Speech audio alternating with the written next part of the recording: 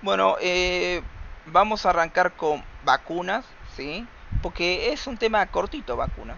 Más que nada vamos a ver, no... Ah, recuerden esto, ¿sí?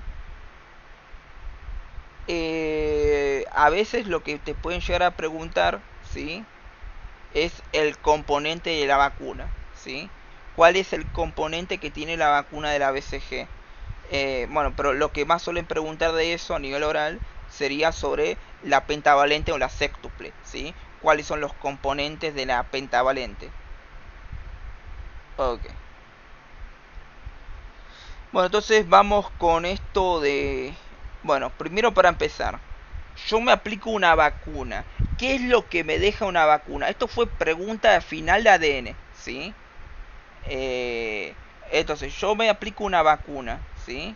¿Qué es lo que me deja de células al aplicarme una vacuna?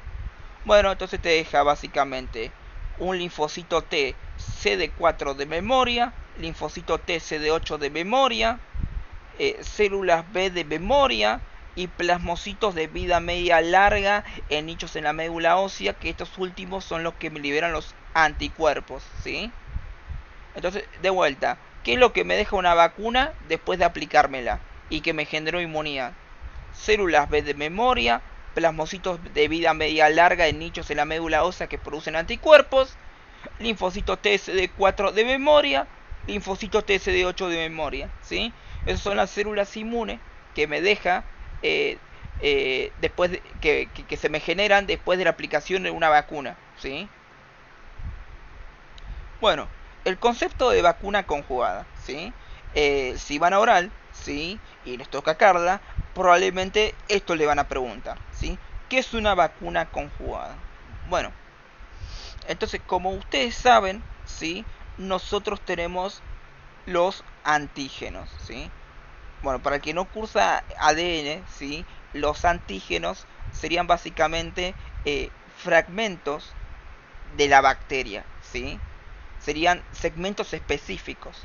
Y estos segmentos pueden ser de carácter polisacario, es decir, es un azúcar, o puede ser de carácter proteico, ¿sí? Entonces yo tengo tres poblaciones del linfocito B, ¿sí?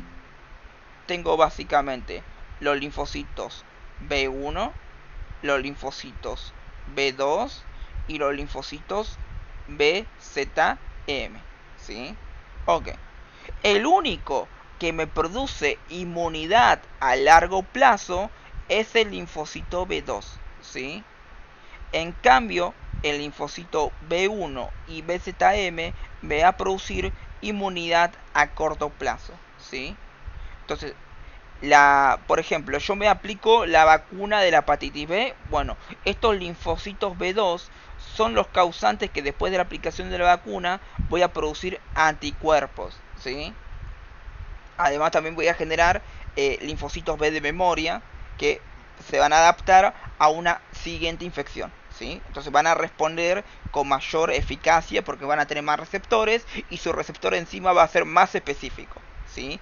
Para lo que es el antígeno, ¿sí? Entonces, como nosotros habíamos dicho, si yo tengo tres poblaciones de linfocitos B, el B1, el BZM y el B2. El B1 y BZM no me van a generar inmunidad temporal, que me va a durar unos meses con toda la furia, ¿sí? Entre semanas y meses. En cambio, el linfocito B2 me genera inmunidad que me dura años o para toda la vida, ¿se entiende? Y estos son los que me generan los famosos... los tres me van a generar anticuerpos, pero el B2 es el que me genera básicamente anticuerpos que van a durar gran cantidad de tiempo, van a durar años a toda la vida, dependiendo del tipo de enfermedad también. Por ejemplo, los B2, para lo que es el tema esto de la hepatitis B, si vos logras generar la inmunidad con la hepatitis B, van a generar anticuerpos para toda la vida, ¿sí? Eso va a ser con la hepatitis B. Hay otras vacunas como la difteria y el tétanos, que va a ser la doble adultos, que el B2 va a liberar anticuerpos solamente por 10 años. Es por eso que lo tengo que reaplicar cada 10 años a la doble adultos, ¿sí? Entonces varía, ¿sí? según, o sea, varía según cuánto dura el B2, ¿sí? Y las otras células inmunes con la cual obtengo la vacuna, ¿sí? Entonces tengo los B1, los B2 y los BZM, ¿sí? Ok. Entonces, como ustedes saben, ustedes tienen una bacteria. Entonces, las bacterias muchas veces van a tener proteínas hacia afuera. Estas proteínas van a poder ser reconocidos por el B1, el B2 o BZM, ¿sí? Ahora, también hay por otro lado bacterias que van a ser capsuladas, van a tener una capa de polisacáridos que la recubre, ¿sí? Son las bacterias capsuladas. Y como la cápsula está hecho de azúcares, estos antígenos que tienen hacia el exterior van a ser de carácter polisacárido, ¿se entiende? Entonces, el asunto con esto es que dependiendo si la bacteria está expresándose afuera solamente de carácter polisacárido o de carácter proteico, yo voy a tener dos tipos de antígenos, ¿sí? Los antígenos de tipo polisacárido, que son por ejemplo las bacterias capsuladas, y los antígenos proteicos, que van a ser básicamente las bacterias que no son capsuladas, ¿se entiende? Ahora, el temita con esto de la vacuna conjugada es este tema, ¿sí? Eh, el B2 está desde el nacimiento y reconoce por un lado polisacáridos y reconoce por otro lado eh, proteicos, ¿sí? Reconoce proteicos y polisacáridos. El tema que con los polisacáridos no puede generar la colaboración TB. Entonces, si bien reconoce polisacáridos, no puede hacer nada, ¿sí? Entonces, principalmente reconoce las dos, polisacáridos y antígenos de carácter polisacáridos y proteicos. El tema es que con los polisacáridos no puede hacer la coloración TB, entonces al no poder hacer la coloración TB no llega a nada a ese camino, ¿sí? Eso es muy importante, ¿sí? Y por otro lado, el B1 y BZM reconocen principalmente antígenos de carácter polisacáridos, ¿sí? Entonces yo les pregunto esto. Yo tengo un pibe que le entró una bacteria que es de tipo capsulada. ¿Cuáles linfocitos van a responder? El B1 y el BZM. En cambio el B2 es para carácter proteico principalmente. Ahora, el temita con esto en el recién nacido es lo siguiente. El temita con esto es que el B1 y el BZM están disponibles recién después de los 2 años. Son básicamente que inmaduros. Están inmaduros en el nacimiento. El B1 y BZM que reconocen de carácter polisacárido están inmaduros hasta los 2 años. Y el B2 que reconoce únicamente proteico está desde el nacimiento. Entonces, antes de los 2 años, si al recién nacido le infecta un antígeno de carácter proteico, no pasa nada. O sea, sí es un re problema, ¿no? Pero tal B2 que lo va a poder reconocer y va a hacer algo.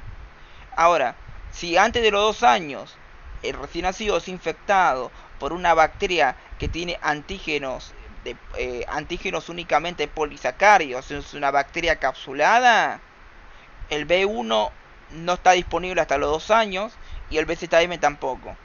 Entonces, como que no tiene muchas defensas el recién nacido frente a una bacteria capsulada, frente a una bacteria que tiene antígenos externos que son de carácter polisacárido, ¿se entiende? Es por eso que se creó la vacuna conjugada. Entonces, en la vacuna conjugada yo voy a utilizar al B2, ¿sí? Hay que el B2 lo voy a utilizar para generar inmunidad a partir de antígenos polisacáridos, ¿sí? Voy a hacer un truquito en el B2 para generar, para que el B2 pueda básicamente generar inmunidad frente a polisacáridos. Esas son las famosas vacunas conjugadas, ¿sí? Entonces, ¿cómo es una vacuna conjugada? Acá tiene un dibujo que lo explica demasiado bien, ¿sí? Entonces, hacemos una... eh, ponemos acá, ¿sí? Entonces yo tengo el polisacárido, que es lo que yo quiero generar inmunidad. Se podría hacer, este polisacárido podría ser un fragmento de la cápsula de, por ejemplo, el meningococo o del neumococo, ¿se entiende? Es un polisacárido del meningococo o del neumococo que podría ser tranquilamente un fragmento de su cápsula, ¿sí? A esto, a este polisacario lo voy a unir a una proteína. Y esta proteína va a ser una proteína de carácter transportadora. Entonces, esta proteína se va a llamar proteína carrier, ¿sí? Carrier. Entonces, esta proteína carrier está unido a este polisacario y eso es una vacuna conjugada. Es un polisacario de lo que yo quiero generar inmunidad unido a una proteína carrier. Eso es una vacuna conjugada. Entonces, cuando yo le aplico la vacuna conjugada al pibe, ¿sí? Tenemos que este polisacárido entonces yo quiero generar inmunidad frente al polisacárido, ¿sí? Entonces lo que va a pasar acá, ¿sí? Es que lo que va a pasar acá, ¿sí? Es que este lo que va a pasar acá es que yo envío, ¿sí?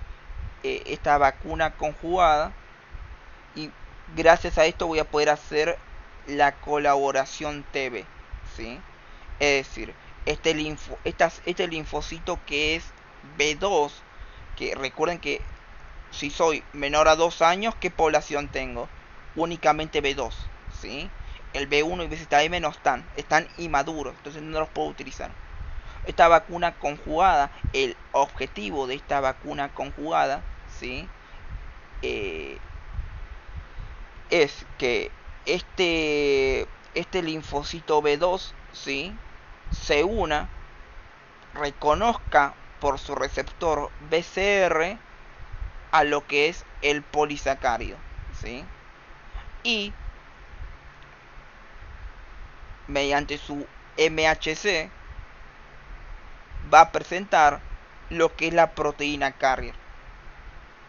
Y de esa manera va a poder ser activado por un linfocito T helper folicular que también fue previamente activado por esta vacuna conjugada, ¿sí? Entonces, la vacuna conjugada previamente activó a un linfocito T y el linfocito T se diferencia al linfocito T helper folicular y a su vez la vacuna conjugada activó a un linfocito B2 donde el linfocito B2 reconoció al polisacario por su receptor BCR y presentó en el MHC una proteína que va a ser del carrier.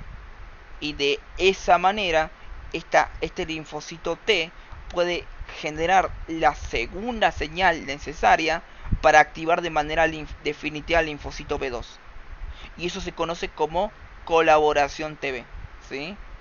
Entonces, y ahora cuando el linfocito B2 se active, va a producir anticuerpos no contra la proteína carrier que acá la estaba presentando, sino contra este polisacario que reconoció por su receptor BCR.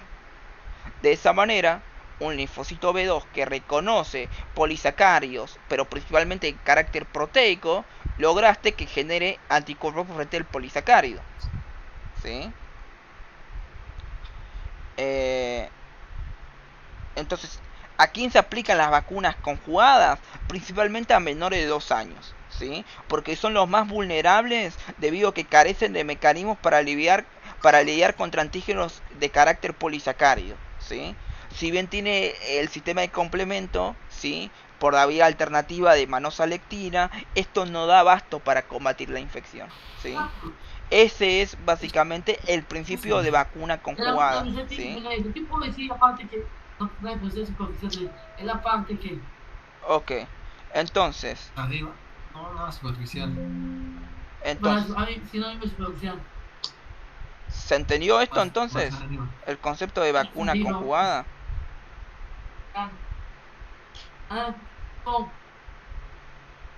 Y Mira, yo solamente voy a copiar esto y esto no lo voy a copiar.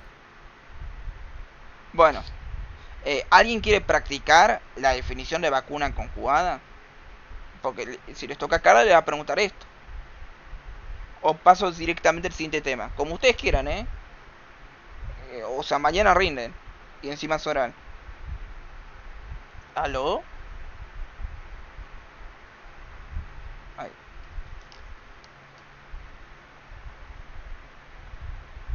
Pero bueno, ¿entendieron el concepto de vacuna conjugada? Mañana lo van a poder decir de manera oral. Sí, a ver. ¿Lo querés practicar? Bueno, a ver, que me equivoco, me equivoco. Bueno, Pero lo que he entendido es que la vacuna conjugada entonces sería como la unión de un polisacárido más una proteína, se le da mayormente a los menores de 2 años, porque al presentar un sistema inmune inmaduro, que en este caso serían las células B1 y BZM inmaduras, no les permitiría reconocer bacterias capsulares que tienen en la superficie polisacáridos. sí, es eso. O sea, Más o menos. banca. Menores de 2 años, ¿qué población de linfocito B tienen? Tienen solamente B2. Solamente B2. ¿Y el B2 qué Ah, reconoce? claro. Proteínas sí, hidratos de carbono, pero mayormente proteínas. Proteínas. Y si reconocen los polisacáridos, no pueden hacer colaboración TV. Entonces no se pueden activar, ¿se entiende? Se van a activar únicamente cuando reconozcan proteínas. Ah, Entonces, eso era lo que, ¿qué o sea, cosa? eso era lo que no entendía, que naturalmente no hacen colaboración TV. No. O sea, colaboración TV es lo siguiente, ¿sí? Acá tienen un receptor BCR que va a reconocer un epitope antigénico específico que va a ser, por ejemplo, un pedacito chiquitito de un polisacárido o un fragmento de proteína. Eso es lo que va a reconocer, ¿no? Entonces, cuando lo Sí. reconozca, lo va a fagocitar, lo va a endocitar, lo va a procesar y va a poner un pedacito de proteína acá en el MHC tipo 2. Entonces cuando presenta acá un pedazo de proteína, necesita darle esa proteína al linfocito T para hacer colaboración TV, ¿se entiende? Ah, El tema ok. es que si reconoce polisacáridos, ¿el polisacárido es una proteína? No, un No, hidrato de carbono. es un hidrato de carbono. Entonces ahí no va a poder colocar ninguna proteína, entonces la colaboración TV no la va a poder hacer. Entonces yo te lo digo de vuelta. Así. El linfocito B2, si reconoce un polisacárido, ¿puede hacer colaboración TV? ¿Sí o no? No, porque no tiene proteína para presentar en el MHC. ¿Se entiende? Ah, ok, sí. Ahora, si reconoce una proteína, ahí sí puede presentar una proteína en el MHC y ahí puede hacer colaboración TV. ¿Se entiende?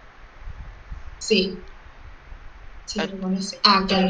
Entonces, el linfocito B2 reconoce polisacáridos y reconoce proteínas. El tema que el polisacárido no le sirve para hacer colaboración TV. Entonces, ahí nunca se va a poder activar el linfocito B2. En cambio, con la proteína la va a presentar en el MHC tipo 2 y ahí hace colaboración TV y ahí se activa. ¿Se entiende? Sí. Necesita sí O o sea sí que. colocar una proteína en ese MHC. ¿Se Ah, ok. entiende? Ajá. Sí, sí, sí, entendí. Es Sí, o po sí necesita una proteína. Exacto, es por eso que esta proteína carrier es tan importante. ¿Se entiende ahí? Sí. A ver, Ah, ok. Entonces eh, 5. ¿Es por eso entonces que los B1 y los BZM no hacen colaboración TV? eh, pasa que los B1 y BZM no hacen coloración TV porque no, por un lado reconocen únicamente polisacáridos y por otro lado no hacen coloración TV. O sea, no están hechos para hacer coloración TV. ¿Se entiende? Ah, ok. Sí, sí, sí. Genial, genial. Ok. Bueno, Entonces, volvemos al concepto de vacuna conjugada. Entonces, primero antes de explicar vacuna conjugada, vamos a explicar la situación del niño. Es un niño menor a 2 años. Si es un niño menor a 2 años, ¿qué población tiene? Solamente B2 B2. B1 y BZM están en los mayores de 2. en mayores de 2. Entonces, ¿a qué va a ser vulnerable este pibe? A las bacterias capsulares sería. Exacto, las bacterias que tienen antígenos de carácter polisacárido, que principalmente van a ser las bacterias capsuladas, ¿sí? Entonces, si lo infecta una bacteria capsulada, ese pibe está hasta los huevos, ¿se entiende? Claro. Ok. No tiene cómo defenderse, literalmente el pibe ese no tiene cómo defenderse. Bueno, entonces, ¿qué es lo que va a pasar acá? ¿Qué es lo que va a pasar acá? Vos vas a agarrar un polisacárido, esto es un polisacárido, que es qué cosa, por ejemplo, un fragmento de una cápsula. Un fragmento de la cápsula, que puede ser, por ejemplo, del meningococo, del neumococo, ¿se entiende? Ahora, Sí, este fragmento de la cápsula se lo vas a unir a dónde? A una proteína carrier. carrier. Y eso es una vacuna conjugada. Es un polisacárido de un antígeno que vos querés generar inmunidad unido a qué? A una proteína carrier. Es eso. ¿Sí? Ah, ok. Ahora, esta vacuna conjugada, por un lado, activa un linfocito T. Y el linfocito T se transforma ¿a qué? Al linfocito T helper folicular. Este linfocito T puede hacer colaboración TB. Ahora te falta activar al linfocito B. ¿Se entiende? Ahora esta vacuna conjugada, por otro lado, activa el linfocito B. ¿Cuál va a ser? El B2. Entonces, Sí. este linfocito B2, con su receptor, ¿qué es lo que reconoce? ¿La proteína carrier o el polisacárido? El polisacárido. El polisacárido, perfecto. Y ahora en el MHC de tipo 2, donde va a presentar una proteína, ¿qué es lo que va a presentar? ¿El polisacárido o la proteína carrier? No, la proteína. La proteína carrier, perfecto. Entonces, esta proteína carrier le va a permitir hacer la colaboración TB y esto le genera una señal para que el linfocito B2 se pueda activar finalmente. Y cuando se activa empieza a formar anticuerpos. Es eso. Eso es una vacuna conjugada. Ok, ok. Ahora, ¿lo querés explicar más o menos? ¿O quedó más o menos claro? Sí, ahora Entonces, me quedó claro. Simplemente sí, no sabía por dónde empezar a explicar, pero nada, ahí está. Ahora entonces, sí, una vacuna conjugada arrancamos con que con un polisacárido, que ese polisacárido lo unís a qué cosa? a una proteína carrier. Carrier. Carrier, que podría ser tranquilamente el toxoide diftérico por excelencia, ¿sí? Listo. Entonces, ese polisacárido lo unís al toxoide diftérico, que es una proteína carrier, y eso es una vacuna conjugada. Ahora la vacuna conjugada, ¿a quién va a activar? A los linfocitos B2, A los linfocitos B2, que el linfocito B2 con su receptor BCR que reconoce al polisacárido al de... polisacárido de la Sí, vacuna conjugada y que va a sí. presentar en su MHC para hacer la coloración TB A la proteína carrier. a la proteína carrier. ¿Y para qué va a generar anticuerpos? ¿Para la proteína carrier o para el polisacárido? No, para el polisacárido. Para Eso el, es lo que pregunto. Sí, el polisacárido, ¿no? sí, para el polisacárido.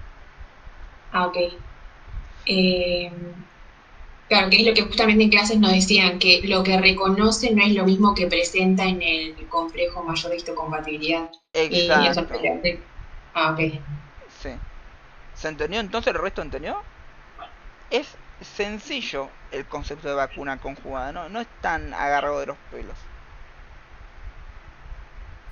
Hola, ¿te puedo hacer una consulta? Sí, Em, para que exista, digamos, la colaboración TV, tiene que haber primero el linfocito T, tiene que haber sido expuesto, digamos, al péptido. ¿Cómo se produce eso?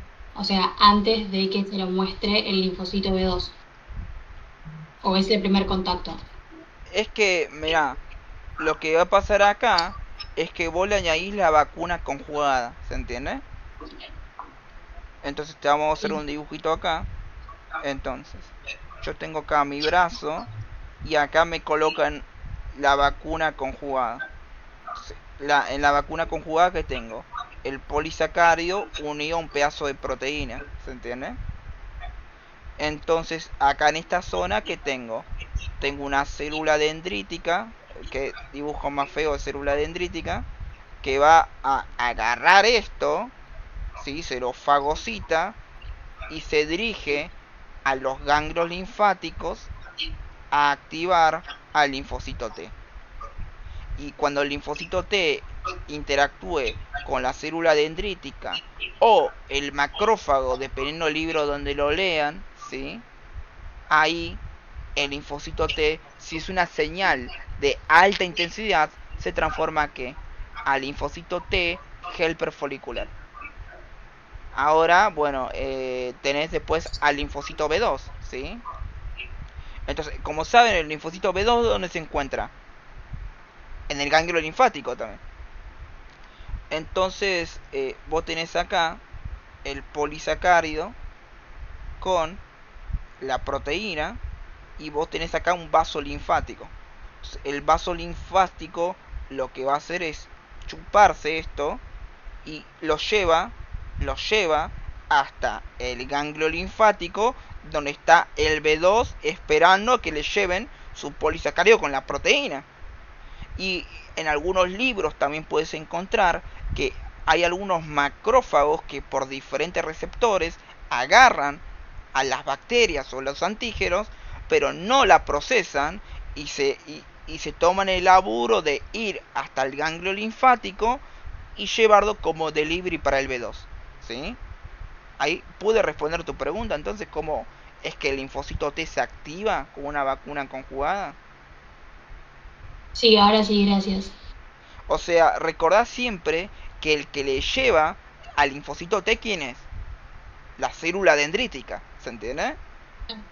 Sí, la presentadora de antígenos. Exacto, puede ser la célula dendrítica o el macrófago, dependiendo del libro donde lo leas, ¿sí? Claro. Y el que le lleva al B2 es por la circulación linfática. O se lo puede llevar un macrófago, pero en algunos libros aparece y en otros no, ¿se entiende?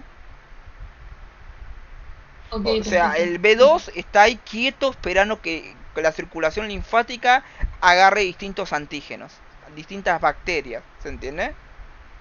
En cambio, en el linfocito T hay que hacer un delivery, ¿sí? Al linfocito T, donde lo va a hacer la célula presentadora de antígeno. ¿Se entendió entonces? Sí, se entendió. Ok. Eso también les sirve porque si quieren rendir final de ADN. Entonces, yo me aplico una vacuna. ¿Cuáles son las 4 células que genero cuando me aplico la vacuna? Linfocito T, Habías dicho TD4, TD8. CD4 de memoria, CD8 de memoria, De memoria, plasmocitos de vida larga. plasmocitos de vida media larga que están alojados en nichos en la médula ósea. Entonces ahí producen ¿qué cosa? Anticuerpos por varios años o para toda la vida, dependiendo de la enfermedad. ¿Se entiende? Y Sí. los linfocitos B de memoria. ¿Se entendió? Eso fue pregunta de final en ADN, ¿sí? Okay. Bueno, entonces ya vimos el concepto de vacuna conjugada, ¿sí? Ya vimos el concepto de vacuna conjugada y por qué hacemos la vacuna conjugada. Es que es porque el pendejo no se puede defender, o sea, no tiene la capacidad de poder responder frente a los antígenos de carácter polisacario cuando es menor de 2. O sea, lo infecta una vacuna, lo infecta una bacteria capsulada cuando tiene menos de 2 años, cuando es menor a 2 años, y lo hace mierda, ¿se entiende? Ok. Bueno, último concepto inmuno, así ya terminamos con esto y ya pasamos a metabolismo. Ustedes tienen dos tipos de inmunidad. La inmunidad activa, ¿sí? Y la inmunidad de tipo pasiva, ¿sí? Entonces, la inmunidad de tipo activa es cuando yo genero defensas, ¿sí? Frente a un antígeno. pero fue porque me expuse, ¿sí? Hubo una exposición. Por ejemplo, yo salgo a la calle y me enfermo de COVID. Bueno, voy a generar anticuerpos contra el COVID, entonces generé inmunidad activa, ¿se entiende? Ahora, por otro lado, la inmunidad de tipo pasiva puede ser de dos tipos, ¿sí? Por un lado, yo le aplico anticuerpos de otro ser vivo a la persona para protegerlo de esa enfermedad. Y si no, por otro lado, ¿sí? Yo le puedo aplicar la vacuna para que genere anticuerpos de manera natural, ¿sí? Entonces, esto básicamente vendría a ser la pasiva de carácter... ahí no me acuerdo la clasificación, pero mientras se lo expliquen así, ya con eso alcanza y sobra. ¿Qué pasó? Una cosa, ¿sabés que la vacuna es inmunidad activa, artificial, y pasiva es artificial es cuando te dan anticuerpos y natural es cuando te dan la leche materna, por ejemplo, que es pasaje de anticuerpos pero natural. Ok. ¿Cómo sería entonces? Pues no me acuerdo muy bien la clasificación. La inmunidad estaba la activa y la pasiva, como bien dijiste vos. Sí, la activa y la Pero, pasiva. sí, pero la activa era la natural, por ejemplo, voy y me enfermo de COVID, como dijiste vos, o la artificial, o digo, la inac- La o, artificial, sí. sí, Que te vacunas. cuando me dan vacunas. Exacto. Y la pasiva artificial es cuando me dan anticuerpos, por ejemplo, el palivizumab, y la inactiva cuando me dan la leche materna. Pero Ah, es natural, listo. digo. Listo, gracias por corregirme. Pues no me lo acordaba. Porque a veces pregunta esto, Carda, ¿sí? Te dice, a ver, explícame vacuna conjugada. Entonces, ¿qué tipo de inmunidad generaste con la vacuna conjugada? Y bueno, ¿qué tipo de inmunidad generaron? Activa de carácter artificial. ¿Se entiende? ¿Entendieron esto entonces? ¿O, no, o quieren que lo repitan? ¿Lo podés explicar de nuevo? Ok. Entonces, ustedes tienen dos tipos de inmunidad. La inmunidad activa y pasiva, ¿sí? La inmunidad activa es cuando generas anticuerpos. Y la inmunidad pasiva, ¿sí? Es cuando obtenés anticuerpos sin hacer nada, ¿sí? Entonces, la inmunidad activa, a su vez, tenés lo que es la natural, que es cuando vos te infectás, por ejemplo, de COVID. Y por otro lado tenés la inmunidad activa de carácter artificial, que esta es cuando te aplicas la vacuna. ¿Se entiende? ¿Hasta ahí entendieron? Sí, sí. Y luego tenés la inmunidad pasiva, que vos generás anticuerpos, o sea, vos obtenés anticuerpos sin generar inmunidad. ¿Sí? Entonces tenés la de carácter inactiva, que obtenés anticuerpos por la lactancia materna. Y si no, tenés la pasiva de carácter artificial, que ahí obtenés básica... no, ahí tenés la pasiva de carácter activa, ¿era, no? ¿O artificial era esta? Pasiva de carácter artificial, que sería, por ejemplo, palivizumab. Exacto, activa de carácter artificial, que sería, por ejemplo, los anticuerpos de palizumab, ¿sí? Acá también puede entrar la gamma globulina de la hepatitis B cuando el menor pesa menos de 1500 gramos. Y cuando la madre da el antígeno de superficie de hepatitis B positivo. ¿Se acuerdan de eso? ¿Se quedó claro este tema? Así ya pasamos a metabolismo. Ah, ¿Podemos Sí, repasar del prematuro, las vacunas de prematuro? Era la gamma globulina de hepatitis B cuando la madre daba positivo y la sextuple, ¿no? ¿qué cosa? ¿La vacuna del prematuro? Claro,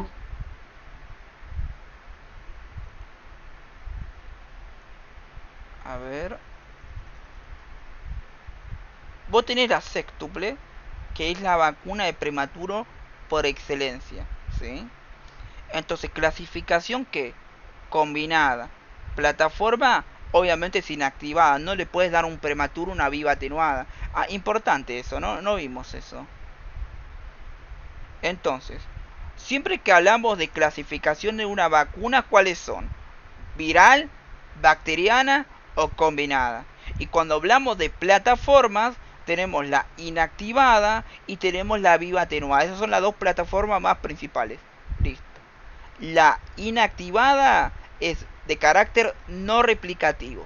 El virus o la bacteria que yo le voy a dar a la persona no tiene la capacidad de replicarse.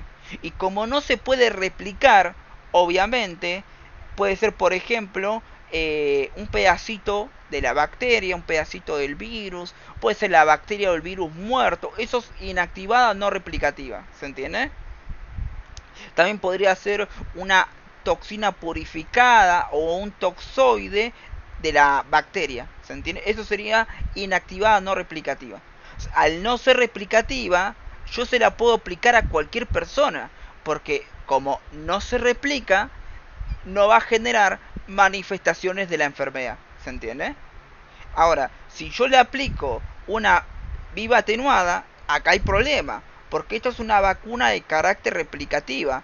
El virus o la bacteria que yo le aplico en la vacuna al pibe se va a empezar a multiplicar, pero está como atenuada, está debilitada para que no pueda replicarse en grandes cantidades como para no generar la enfermedad, pero sí lo suficiente como para generar inmunidad, ¿se entiende? Entonces las vacunas de carácter viva atenuada se caracterizan porque el antígeno se va a replicar, ¿se entiende? Entonces al replicarse, lo que puede llegar a pasar es que puede llegar a generar manifestaciones de la enfermedad y en algunos casos puede llegar a generar reacciones graves, ¿sí? Entonces, si es una vacuna viva atenuada, yo no se la puedo aplicar a adultos mayores, a mujeres embarazadas, a un prematuro, a una persona que es inmunocomprometida. ¿Se entiende eso? ¿Se entendió el Sí, concepto perfecto. de plataforma? Entonces tenemos clasificación. Las vacunas se clasifican. ¿Cuál es la clasificación? Viral, bacteriana o combinada. Combinada. Y cuando te hablo de plataforma, Puede ser inactiva o vivas atenuadas, tipo dentro de los grupos más sí, prevalentes. ok, entonces la inactivada o no replicativa, ¿por qué se caracteriza? Porque se le puede dar, o sea, porque el virus está muerto, digamos, o es un fragmento del mismo, por lo que no va a producir la enfermedad dentro de No, la no, no, no, no, persona. no, no, de eso te lo va a retarcar si se lo dices así. Ok. No va a generar manifestaciones de la enfermedad. Como el virus y la bacteria no se replica, no genera manifestaciones de la enfermedad. ¿Se entiende? Sí. Es eso, ¿sí? Porque si vos le decís que la vacuna puede llegar a generar la enfermedad y te va a caer a pedo. No, no, no, igual dije que no, o sea, al ser el bicho, digamos, muerto, no generaba la enfermedad en la persona. Sí, sí, pero igual decís eso que no genera manifestaciones de la enfermedad. Serían como Ah, ok. síntomas nomás, O sea, ¿sí? listo, dale, perfecto. Gracias. Y viva atenuada, ¿cómo sería? Que sí se replica, o sea, sí produce las manifestaciones de la enfermedad. Entonces acá tengo que tener, es una bacteria, es el virus o la bacteria completa que está como debilitada o está modificada, ¿se entiende? Sí. Entonces el problema acá es que genera qué cosa, manifestaciones de la enfermedad. Entonces tengo que tener cuidado con quién. Pacientes que embarazadas, adultos mayores, personas inmunocomprometidas, por ejemplo, que tienen el recuento ese de 4 bajos, ¿se entiende? ¿Se entendió entonces esto? Sí, sí, perfecto. Ok. Entonces, la vacuna principal para lo que es el prematuro es la sextuple, ¿sí? Es una clasificación que combinada, plataforma de carácter inactivado, me protege contra 6 enfermedades. Entonces tenemos el toxoide diftérico, el toxoide tetánico, acá importante, esta se va a caracterizar Porque a diferencia de la pentavalente que tenía la célula Bordetella pertussis completa, ¿se entiende? Acá solamente tiene un fragmento de la Bordetella pertussis, ¿sí? Entonces tiene antígenos purificados de la Bordetella pertussis, donde tiene la hemaglutinina filamentosa o fitohemaglutinina. Eso no es tan importante, ¿no? Simplemente sepan toxoide distérico, toxoide tetánico, antígenos purificados de la Bordetella pertussis. A diferencia de la pentavalente que tiene la célula completa de la Bordetella pertussis pero muerta. Acá simplemente un pedacito de la Bordetella pertussis, ¿se entiende? Tenemos también el antígeno. ¿Pasó algo? No, sin querer se me activó. Okay. Tenemos el antígeno de superficie de la hepatitis B, ¿sí?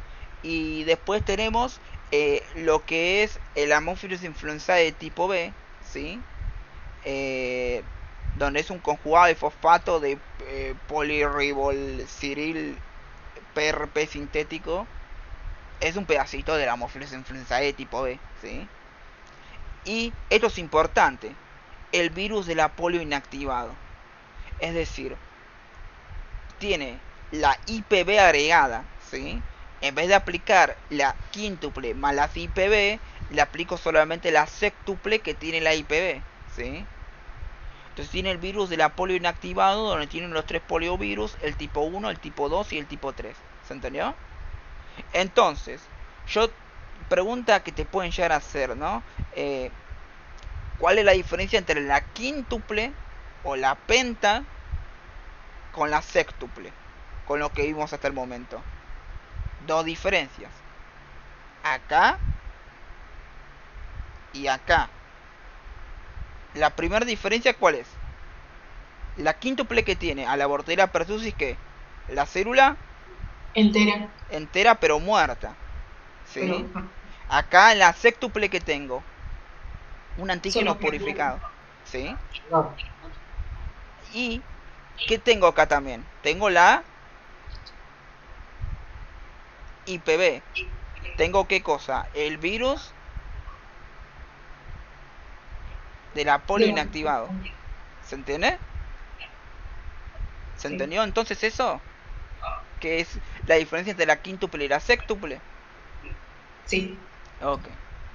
Bueno, vamos a los requisitos. Bueno, para poder aplicarlo tiene que ser menor a 6 meses y el peso de nacimiento tiene que ser menor a 1500 gramos, ¿sí? Obviamente tiene que ser prematuro. Entonces vamos a hablar de condiciones. Condición 1, ser prematuro. Condición 2, pesar menos. ¿El signo de menos era para allá o para allá? Otra vez. El segundo. El 2, ¿no? Ok. Sí. Tiene que pesar menos de 1500 gramos, ¿sí? Entonces, primero tiene que ser prematuro, ¿sí? Tiene que ser prematuro. Tiene que pesar menos de 1500 gramos, ¿sí? Y por otro lado, tiene que ser menor a 6 meses, ¿sí? Y acá le doy una cuarta, que es, no tiene que haber iniciado con el esquema de la penta, ¿sí? Esas son las 4 condiciones o requisitos para aplicar la sextuple, ¿se entendió? Entonces, primer requisito, prematuro, que pese menos de 1500 gramos, que tenga menos de 6 meses y que no haya iniciado el esquema de la pentavalente. Esos son los 4 requisitos para dar la sextuple, ¿se entiende? Sí. Bueno, entonces, ¿cómo es el esquema de la sextuple? Bueno, como saben, la penta de la sextuple, la pentavalente o la quíntuple, se aplica a partir ¿de qué? Del segundo mes. Entonces sigue el esquema de la pentavalente, ¿sí? Pero la cuarta dosis, yo no le doy sextuple, le doy ¿qué cosa? Penta. El refuerzo es con penta, ¿se entiende? Entonces sería, en el mes 2, ¿qué le doy? Sextuple. En el mes 4, ¿qué le doy? Sextuple. Y en el mes 6, ¿qué le doy? Sextuple. Y el refuerzo, que es entre el mes 15 a 18, ¿qué le doy? ¿Sextuple o penta? La penta. ¿Se entendió? ¿Aló? Claro, sería como un esquema de penta, pero con sextuple y recién en el refuerzo se le da la penta. Sí, eso es la sextuple. ¿Sí? Listo, perfecto. Entonces, ¿cuál es el objetivo de aplicar la sextuple? ¿No? Esto te lo pueden llegar a preguntar. Dudo mucho que te lo pregunten, pero acá tenés. ¿Sí?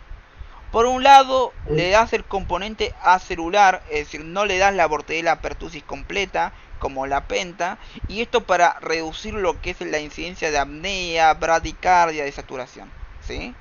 Para reducir los efectos adversos de la Bordetella pertussis. ¿Sí? Eh, y también porque al ser prematuro, tiene que cosa, menor masa muscular. Entonces, el objetivo de dar la sextuple es reducir los pinchazos. Es por eso que le agrego la IPV. ¿Se entiende? Entonces, como tiene poca masa muscular, es probable que no pueda aguantar muchos pinchazos ese pibe. Yo le tengo que generar el menor sufrimiento posible con la aplicación de la vacuna. Es por eso que yo le aplico la sextuple. Es por eso que la sextuple tiene la IPV. ¿Se entendió? Sí. Bueno.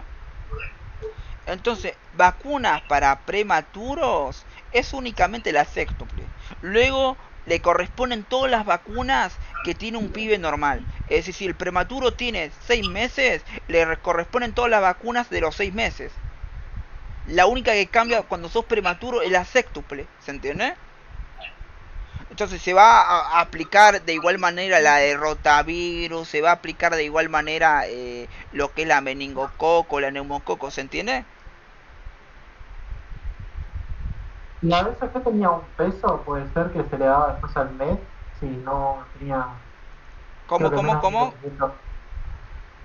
La BCG, si no tenía, si hicieron menos de 1800 gramos, se le aplicaba al mes, ¿no? Sí, sí, está dentro de los requisitos de la BCG, junto con la hepatitis B.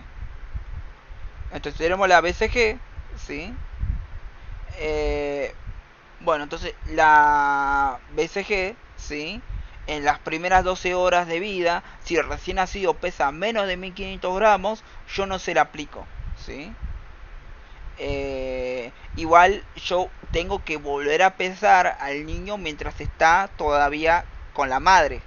Recién cuando le doy el alta y pesa menos de 1500 gramos, yo ahí no le puedo aplicar la BCG, porque pesa menos de 1500 gramos. Y se la voy a aplicar en el primer mes, ¿sí? Eso sería una excepción con la BCG.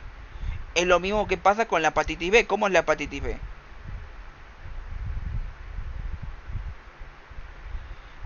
La hepatitis B, si pesa 1500 gramos, ¿qué hacemos?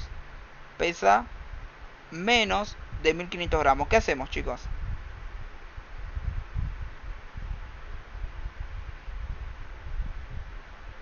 ¿No se le daba la gamma globulina?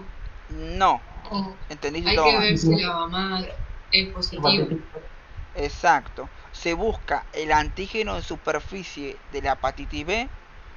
Entonces, el antígeno de superficie te va a decir, si sale positivo, la madre tiene hepatitis B. ¿Se entiende? Y si sale negativo, la madre no tiene hepatitis B. Entonces, si sale negativo, listo, te vas para tu casa. Pesas menos de 1500 gramos, no te voy a dar la vacuna. Te vas para tu casa y te la voy a volver a aplicar a la hepatitis B junto con la penta. Porque la penta tiene, la penta o la sextuple tiene adentro lo que es qué cosa. Tiene adentro lo que es la hepatitis B. Y es eso. Ahora, si da positivo, vos le tenés que aplicar la vacuna más gamma globulina contra hepatitis B, que serían anticuerpos que son de otro ser vivo. Por lo general son de caballo, ¿sí? Y sale carísimo, ¿sí? Yo tengo entendido que, por ejemplo, los anticuerpos del Palizumab vale alrededor de 1.8 millones cada aplicación, ¿sí? Y el pibe en Palizumab a veces necesita 4, 5 o 6 dosis. Entonces es carísimo el Palizumab, ¿sí? Entonces, esta gamma globulina de hepatitis B es inmunidad de tipo ¿qué? Pasiva, de carácter ¿qué? Artificial era. Activa artificial. ¿Se acuerdan de eso? Pasiva artificial era. Sí, pasiva artificial, disculpe. Pasiva artificial. Bueno, ¿se entendió entonces esto? ¿Alguna duda más de vacunas?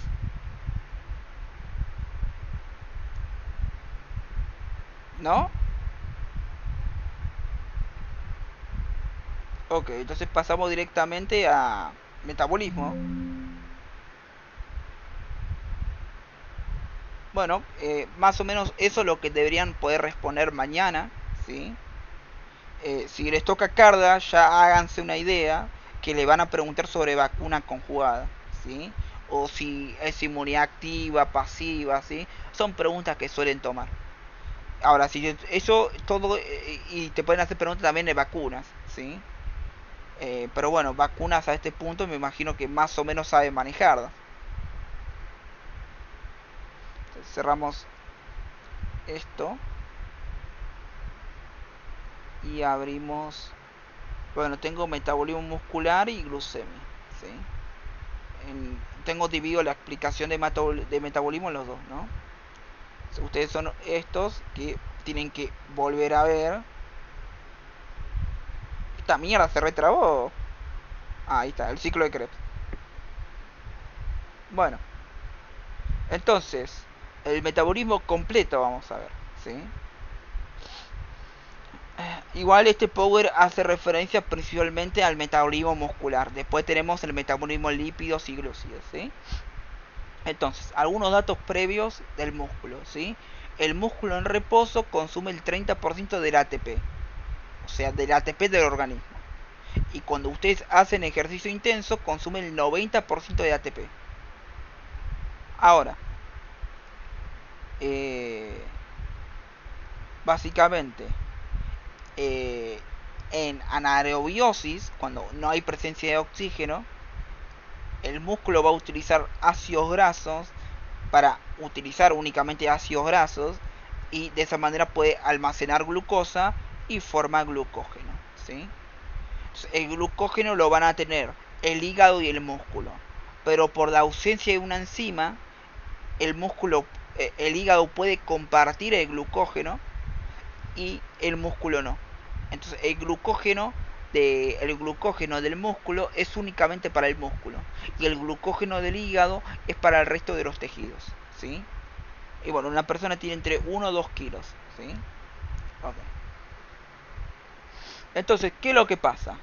Ustedes están ahí y de repente se pegaron un pique o quieren hacer, no sé, una rutina de CrossFit. Bueno, sus músculos lo primero que hacen es consumir todo el ATP del organismo, ¿sí? Es lo que van a hacer.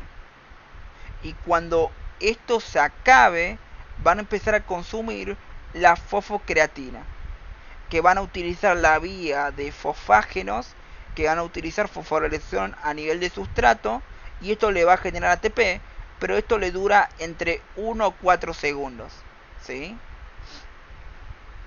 Y ahora el mismo músculo va a utilizar ¿qué cosa? La glucogenolisis. Ustedes tienen acá el glucógeno y al glucógeno lo van a transformar a glucosa 6-fosfato, ¿sí? Tiene un grupo fosfato en el carbono 6, es eso. Y esto lo mandan a ¿dónde? A lo que es la glucólisis, ¿sí? Entonces, a nivel de la glucólisis varía según el ejercicio que ustedes hagan, ¿sí?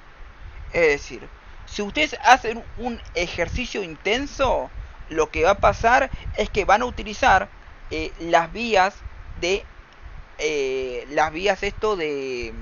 anaerobiosis, cuando hay ausencia de oxígeno. Se van a hacer la glucólisis y como no hay presencia de oxígeno, hacen la fermentación homoláctea. Entonces, esto le va a generar únicamente 2 ATPs. Y luego, como hay ausencia de oxígeno y están haciendo la fermentación homoláctica, van a empezar a utilizar los trueques. ¿sí? Y ahora vemos que son los trueques. Ahora, si hay presencia de oxígeno, van a utilizar lo que es la cadena respiratoria, la fosforilación oxidativa, y ahí generan 36 a 38 ATP. Entonces, si hay oxígeno a partir de una sola glucosa, ¿cuánto generé? 36, 38 ATP. Ahora, si no hay oxígeno, a partir de la glucosa genero solamente 2 ATP. ¿Sí? O sea, obtengo la ganancia de la glucólisis y luego la ganancia de la fermentación homoláctea. Que esto me deja una ganancia únicamente de 2 ATP. Esto es lo que les dije, ¿no? Ejercicios intensos, cortos, voy a utilizar vía anaerobiosis. Por ejemplo, corro el colectivo, corro 100 metros, nado 100 metros. Ahora, si corro más de 500 metros, por ejemplo, corro 5 kilómetros, y ahí voy a estar como una hora haciendo ejercicio, voy a utilizar la vía aeróbica. ¿Se entiende? Entonces, ¿qué hace el músculo cuando yo hago ejercicio al inicio? ¿Consume qué cosa?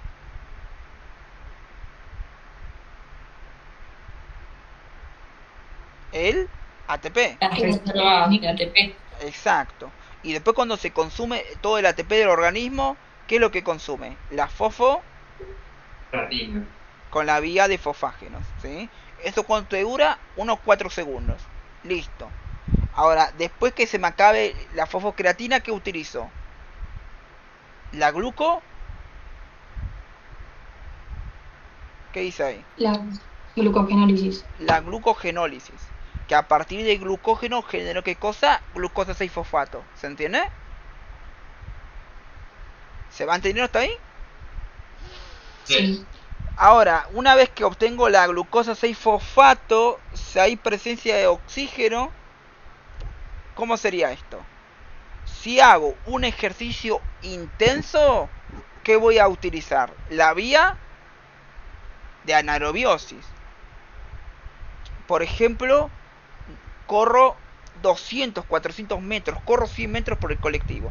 Que utilicé vía anaerobiosis. Ahora, si voy a hacer un ejercicio de larga duración, ¿qué vía voy a utilizar? La vía aeróbica. ¿Se entendió?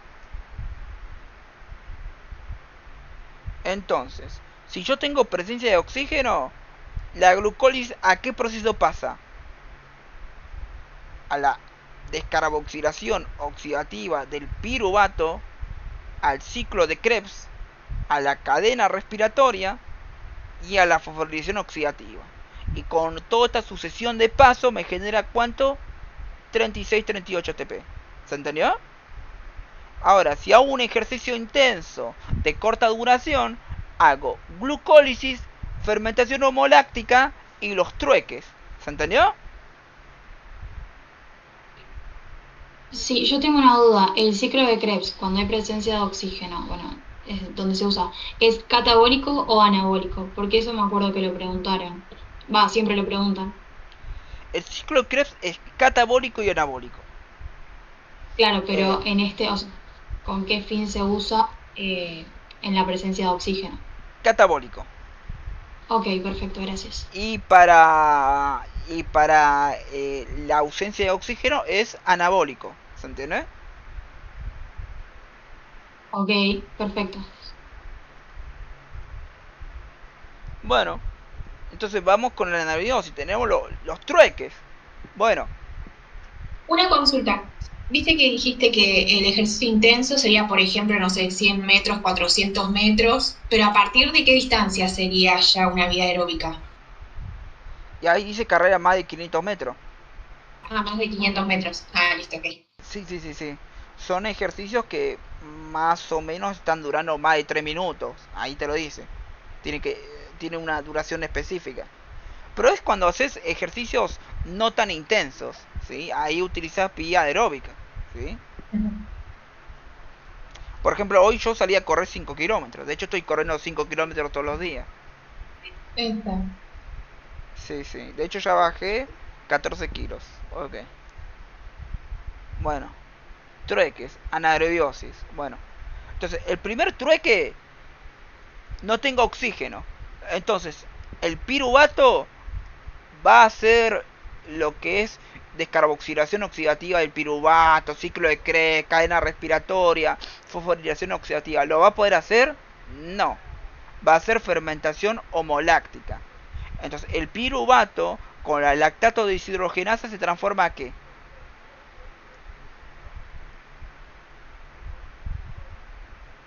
¿Qué dice ahí? A lactato, ¿sí? El piruvato con la lactato deshidrogenasa se transforma a ¿qué? A lactato. Y en el camino, un NADH, para hacer esta reacción, perdió su oxígeno. Entonces, repaso simple de Dumet. Si yo a una molécula le estoy dando un electrón o un hidrógeno, la molécula, ¿qué hace? Se reduce, ¿sí? Ahora, si yo le saco el hidrógeno, yo se lo saco, la molécula que se oxida, ¿se entiende? Entonces acá voy a utilizar un NAT reducido y lo voy a oxidar. ¿Se entendió? Y esto es muy noble por parte del NAT porque al oxidarse va a permitir mantener activa la glucólisis, ¿sí? Yo transformo del piruvato al lactato porque necesito un NAT oxidado en un paso de la glucólisis, ¿sí? Entonces la fermentación homoláctica la voy a realizar para mantener la glucólisis activa, ¿se entiende? ¿Se entendió entonces?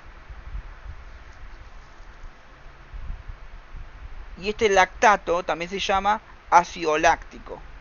Y si es un ácido, ¿qué libera, chicos?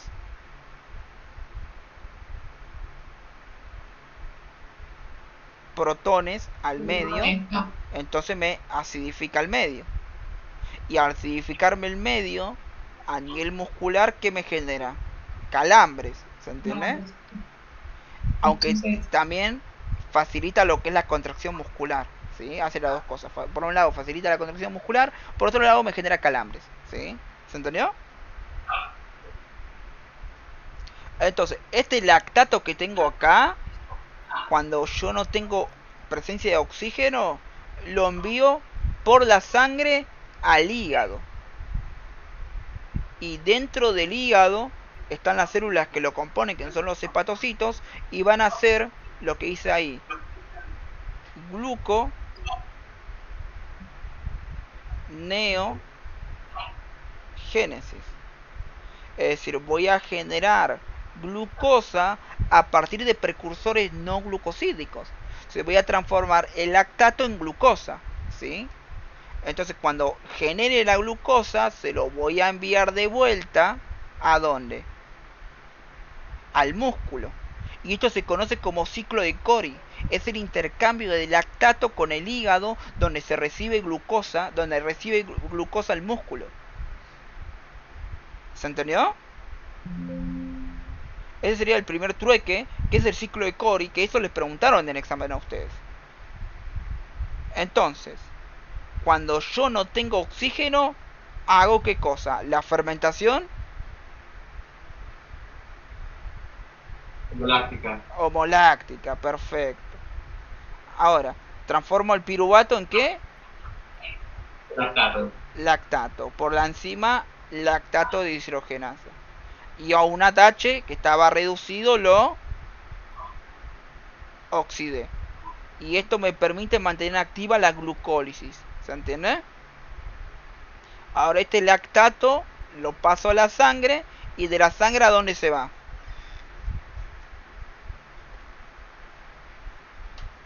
Al hígado. Y en el hígado, el hepatocito me hace un proceso. ¿Cómo se llama el proceso?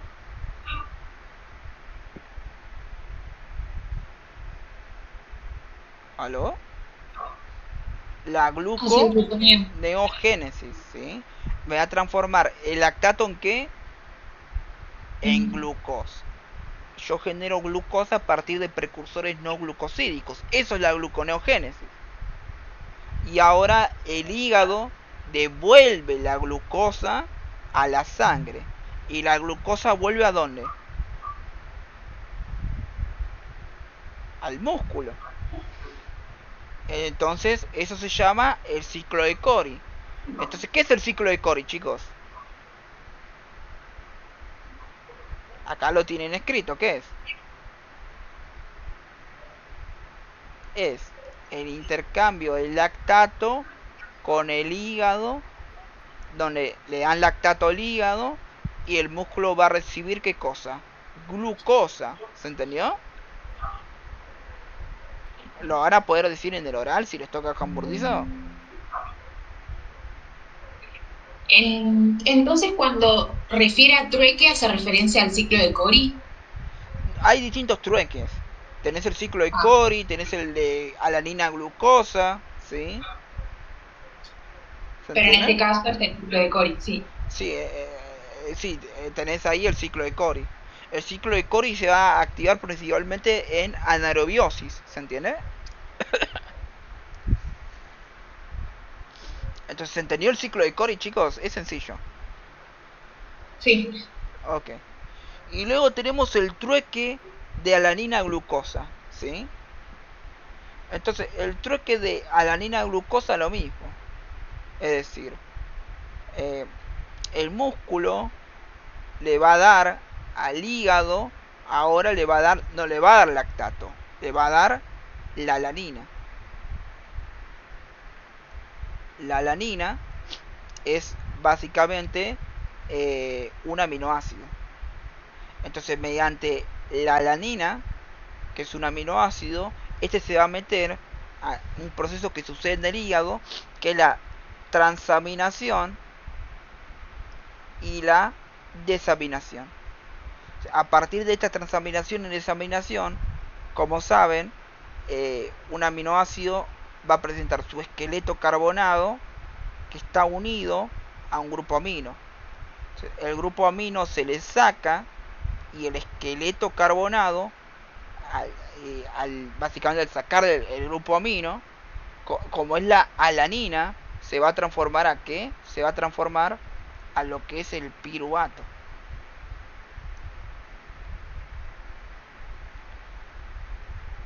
Y entonces se va a utilizar ese esqueleto carbonado que se transformó en piruvato cuando le saqué el grupo amino y lo voy a mandar ¿a dónde?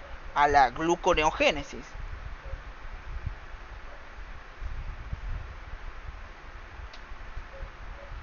Entonces, ¿se entendió el ciclo de alanina glucosa o el trueque alanina glucosa? ¿Lo podrías explicar una vez más, por favor? Ok. Entonces, básicamente, el músculo, ¿sí? Le va a enviar a lo que es el hígado un aminoácido llamado alanina, ¿sí? Ok. Entonces, no quiero explicar todo el proceso. Yo de hecho me lo sé, pero no sé si se lo van a acordar para mañana, ¿sí? El tema es que por una transaminasa, ¿sí? Le van a sacar el grupo amino y por un lado tenés el grupo amino y por otro lado tenés el esqueleto carbonado, ¿sí? Un esqueleto carbonado, un esqueleto de carbonos. Entonces, el esqueleto carbonado, cuando le sacan el grupo amino, se transformó en ¿qué? En piruvato. Entonces, el piruvato, como está en el hígado, va a hacer ¿qué cosa? Gluconeogénesis. Y el grupo amino que estaba en la transaminasa, ¿sí? Se la va a pasar a un compuesto que se llama alfa-cetoglutarato. Y cuando le pasa al grupo amino se transforma a glutamato. Y entonces el glutamato ahora va a hacer desaminación para sacarse el grupo amino y transformarse nuevamente a alfa-cetoglutarato. Eso es transaminación y desaminación. hace la desaminación, después con la glutamato deshidrogenasa se saca el grupo amino y genera lo que es el NH2, que después termina formando lo que es el amoníaco. Y esto después se dirige al ciclo de la urea. Pero bueno, volviendo al tema. Entonces, en el trueque de alanina glucosa, el músculo al hígado, ¿qué le está dando, chicos? Alanina glucosa, un aminoácido llamado... ¿Aló? Alanina. Alanina. Ahora, ese aminoácido llamado alanina, cuando llega al hígado, va a ser un proceso llamado transaminación y desaminación, donde ahí le van a sacar ¿qué cosa? El grupo amino. Y entonces el grupo amino va a hacer el proceso de desaminación, ¿sí? Eso lo van a hacer por una enzima llamada transaminasa, ¿sí?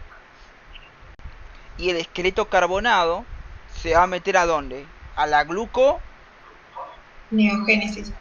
gluconeogénesis, ¿sí? Cuando ustedes le sacan el grupo amino a la alanina, se transforma en ¿qué? En piruvato. Entonces va a ser gluconeogénesis. ¿Se entendió?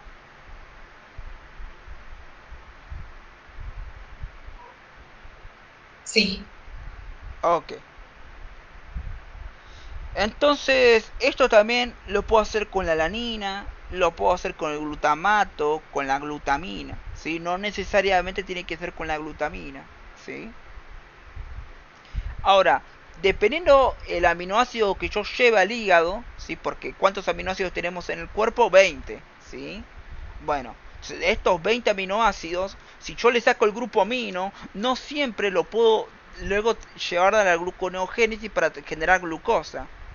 Entonces hay esqueletos carbonados de estos aminoácidos que van a ser glucogénicos, por los cuales puedo obtener glucosa, y esqueletos carbonados que no me van a permitir generar glucosa, sino que son cetogénicos.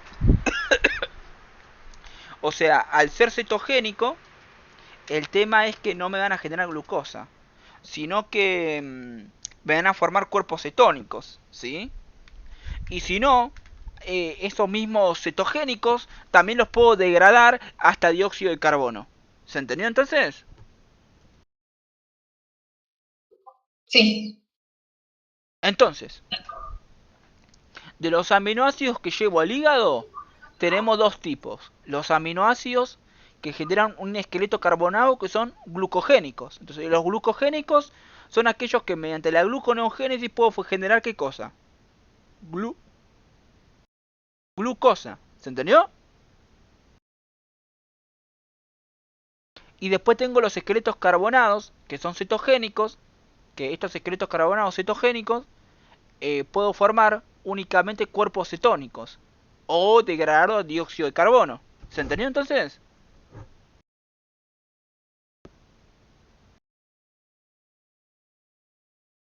Ok.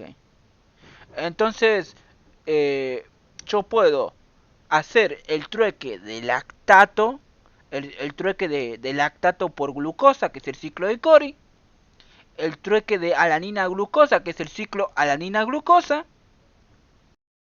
o si no, cuando el músculo sufre proteólisis porque se le destruyen las proteínas, este libera aminoácidos y los aminoácidos terminan llegando al hígado, ¿sí?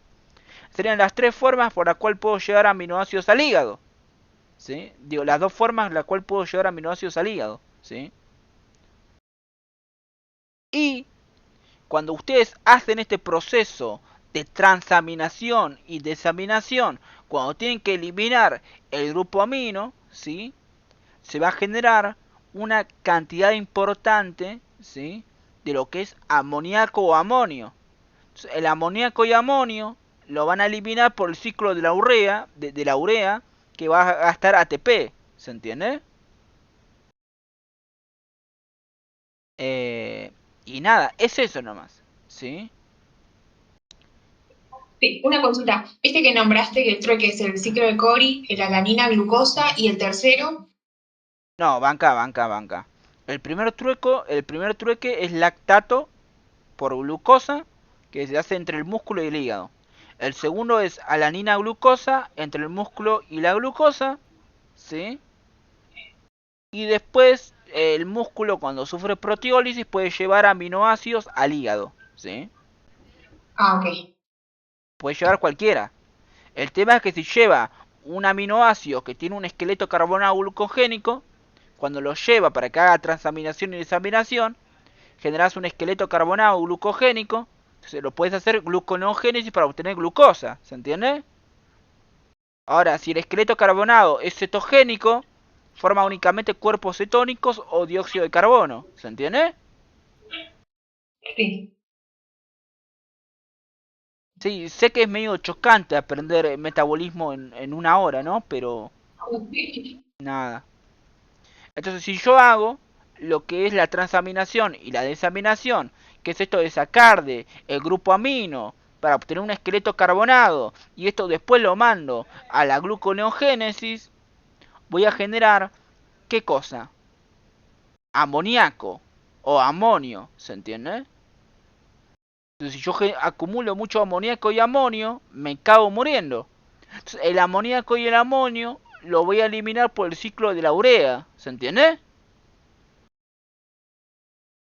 Sí. Ok. Ahora, uno de los requisitos, apréndanse esto por las dudas, o anótenlo, uno de los requisitos para eliminar este amonio o amoníaco que yo generé por la transaminación y la desaminación es tener aspartato, ¿sí? El aspartato es otro aminoácido, ¿sí? Yo si quiero hacer el ciclo de urea para eliminar el amoníaco y amonio que lo voy a transformar en urea, necesito un aminoácido llamado aspartato, ¿se entiende? Ahora, ese aspartato que yo tengo ahí, ¿sí? Lo que va a pasar acá es que el aspartato también lo voy a poder obtener el ciclo de Krebs. Es decir, eh, si yo hago básicamente una transaminación del oxalacetato del ciclo de Krebs, obtengo aspartato. Entonces, el aspartato ese lo puedo reutilizar en el ciclo de la urea. Entonces, hay un intercambio entre el ciclo de Krebs con el ciclo de la urea, por lo que es que el ciclo de Krebs le da al ciclo de urea, ¿qué cosa? Aspartato, ¿se entiende? Y a su vez, el ciclo de la urea le puede ceder al ciclo de Krebs fumarato, para que haga una vuelta en el ciclo de Krebs con el fumarato. ¿Se entendió? ¿O es muy complejo? Anótenlo. Entonces, yo hago transaminación y desaminación, porque quiero sacar el grupo amino a estos aminoácidos para obtener el esqueleto carbonado. Entonces, el esqueleto carbonado, ¿dónde lo mando, chicos? A la Neogénesis. neogénesis. Y el grupo amino se transforma en ¿qué? En amoníaco o amonio. Entonces, todo eso es tóxico. ¿Cómo lo hago para eliminar? Por el ciclo de la Urea. urea. ¿Y esto se transforma a qué? A urea, ¿sí? No, a urea. ¿Sí? Ok. Entonces, en el ciclo de la urea, uno de los requisitos es tener un aminoácido llamado Aspartato. aspartato, ¿sí? Entonces, el aspartato lo puedo obtener del ciclo de Krebs, por ejemplo. Sería un intercambio, o sea, el ciclo de Krebs le puede dar aspartato al ciclo de la urea, ¿se entiende? Que es esta ruta, ¿se entiende? ¿Ahí lo van entendiendo? Sí. Y por otro lado, el ciclo de la urea, en uno de sus pasos forma ¿qué cosa? Fumarato. Y el fumarato lo puede mandar al ciclo de Krebs para hacer una vuelta en el ciclo de Krebs. ¿Se entendió? Ok. Es eso, ¿sí? Lo que me marca esta imagen es que el ciclo de Krebs le está dando aspartato al ciclo de urea y el ciclo de la urea le da fumarato al ciclo de Krebs. ¿Sí? Sencillo, ¿no? Sí, le das fumarato al ciclo de Krebs para que también el ciclo de Krebs le dé aspartato, o sea, todo. Sí, puede hacer una vuelta. Ah, ok. Entonces, tenemos por acá, habíamos dicho que los que van a formar el... Ok, entonces,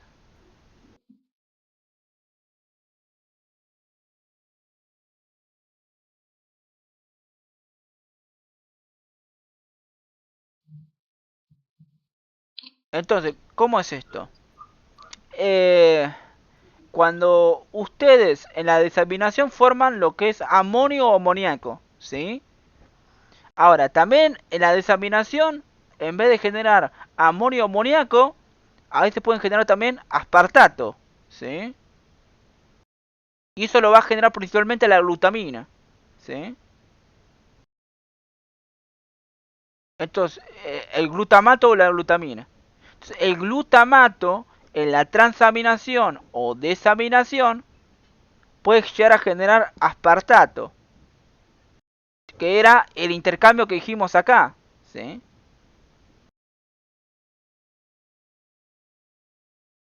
Bueno, entonces cuando el glutamato forma básicamente aspartato, lo que puede llegar a pasar acá es que se mete el aspartato acá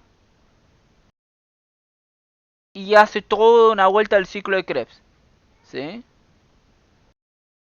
Ahora yo a su vez le puedo sacar el oxalacetato con una transaminasa y transformarlo en aspartato. Entonces con este aspartato puedo dar otra vuelta o utilizarlo para el ciclo de la urea, ¿se entiende? Eh, Nada, es eso, ¿sí? Es lo que dice en su libro de Dumet. Bueno, igual no creo que los maten con esto, ¿sí? Pero bueno, eso sería básicamente metabolismo. Esto sería metabolismo muscular. ¿Se entendió? ¿Alguna duda? Sí, mi duda. Porque hay una parte en la que habías dicho que el músculo en reposo. No. El músculo en reposo. Sí, el músculo en reposo consume un 30% del ATP. Del organismo. Sí. Pero ¿este ATP proviene de oxidar los ácidos grasos o de dónde provendría? Porque yo tenía entendido como que el músculo en reposo oxida los ácidos grasos para no gastar reservas de hidratos de carbono.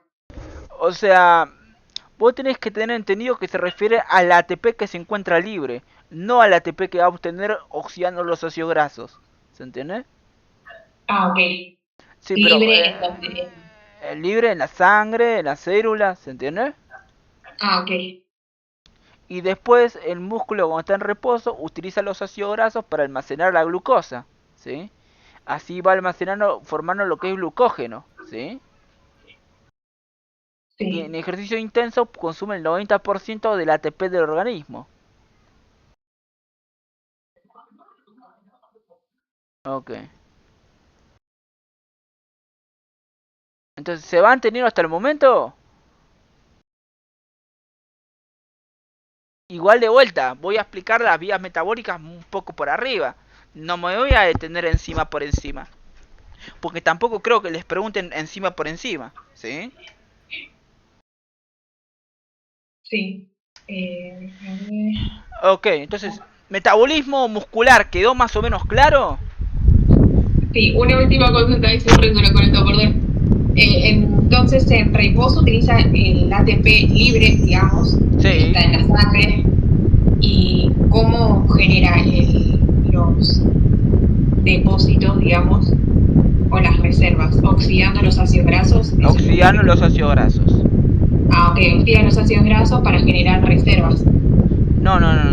Utiliza los ácidos grasos, o sea, utiliza los ATPs que se encuentran en el organismo y mientras utiliza esos ATP también degrada los ácidos grasos. Y con los ácidos grasos genera más ATP, ¿se entiende? Ah, ok, listo. Mientras tanto la glucosa la deja quieta y y la va a almacenar para formar luego glucógeno, ¿sí? ¿Se entendió entonces? Sí, sí. Ok. Bueno, entonces acá vamos a ver un poquito del resto de las vías metabólicas. Porque cetogénesis y cetólisis les preguntaron a ustedes en el examen, ¿no?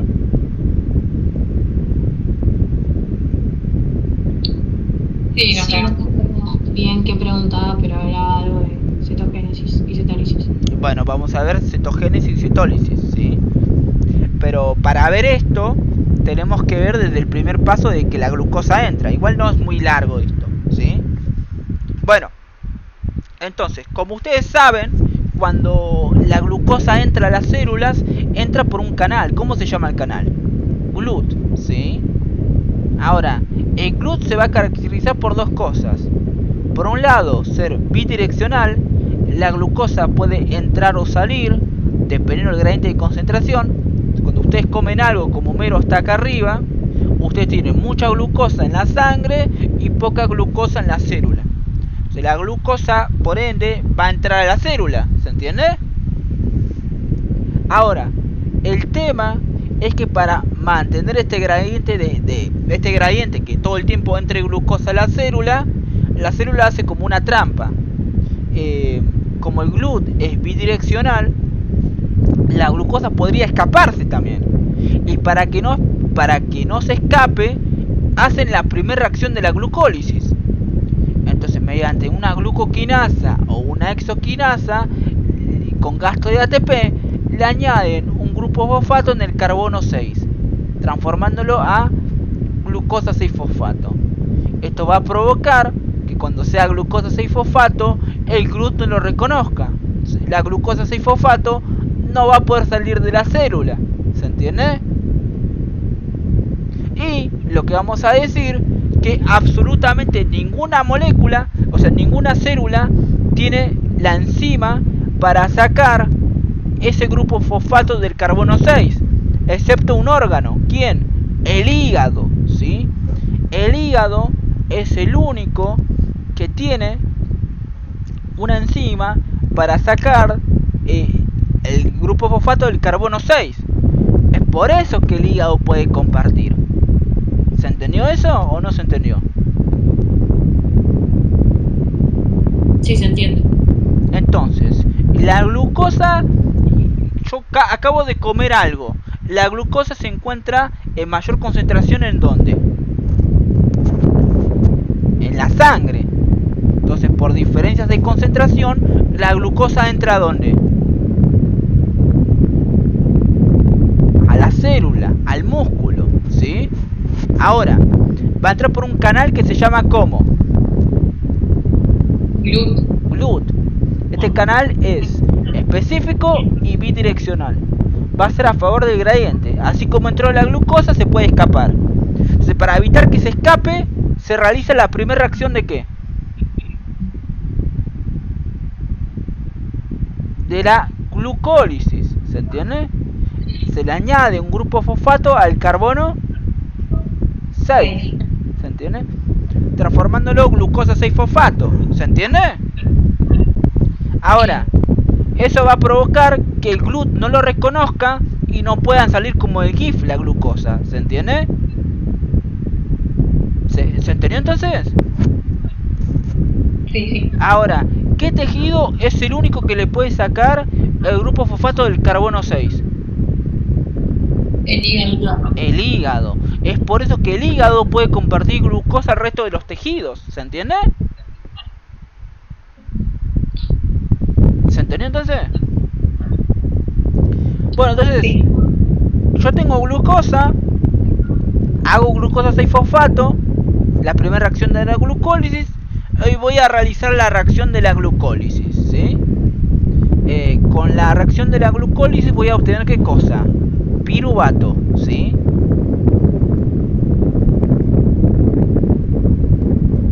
Entonces, con la reacción de la glucólisis obtuve un ATP, un segundo ATP y lo que es un NAT con un hidrógeno, por lo tanto está ¿qué cosa? Reducido, ¿sí? Entonces, El NAT vale ¿cuánto? 3 ATPs. Pasa que estoy con el mouse, con el dedo.